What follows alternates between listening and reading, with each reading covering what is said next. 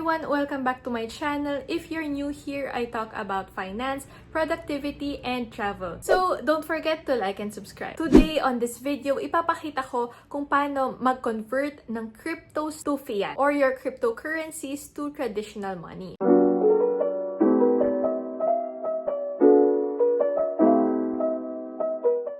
If wala pa kayong Coins.ph account and you're a beginner who wants to invest in crypto using this platform, register using the link below or use my referral code para makakuha ng 20% rebate on all your eligible trades. Wow! Once you log in, punta kayong portfolio and then click withdraw. Tapos cash out. Now, select what bank, e-wallet, or remittance center mapupunta yung pera na i-withdraw. For example, let's select Union Bank. As you can see here, 0 ang laman ng Coins wallet natin. So, let's go back. First thing you need to check is dapat meron laman yung wallet nyo for withdrawal. Again, let's go to Portfolio, then Spot. Under Spot, dito makikita yung balances on your account. As you can see here, yung peso is naka-0 dahil naka-invest lahat. Ngayon, kailangan muna natin mag-sell ng cryptos para ma-convert siya to peso. Click Sell. Piliin nyo what crypto to sell. Siyempre, ang pwede lang natin ma-sell is yung mga cryptos kung saan tayo naka-invest.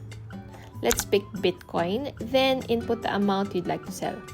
Dito nyo makikita sa baba kung ano yung maximum, based on the units you own.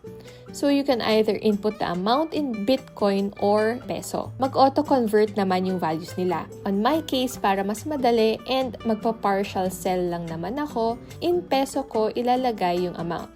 Click Sell. Dito nyo din makikita yung equivalent units in Bitcoin and kung ano ang current rate. Click Confirm and there you go. Transaction successful. You'll also receive an email confirmation. Now, kung titignan nyo, may 15K na yung peso wallet. Pwede na tayo mag-cash out. Again, dito tayo sa Union Bank. So, we have two options, PesoNet or InstaPay. Since hindi naman tayo nagmamadali, let's pick PesoNet para walang transaction fee. As you can see, may available balance na to withdraw. Click Next and input your bank details. Next, double-check your details and click Confirm. Enter the OTP and makakatanggap din kayo ng email. Status is still processing, kaya if babalik tayo sa portfolio, andyan pa yung money natin sa peso wallet. So ngayon, let's check our bank account if na-credit na yung money. After a day, July 16 ako nag-transact and as you can see here on my Union Bank app, na-receive ko na the next day. And that's it. Thank you guys for watching. I hope you learned something on this video. Don't forget to like this video, hit the subscribe button, and the notification bell in order to be notified on more videos similar to these. Thank you guys. Bye!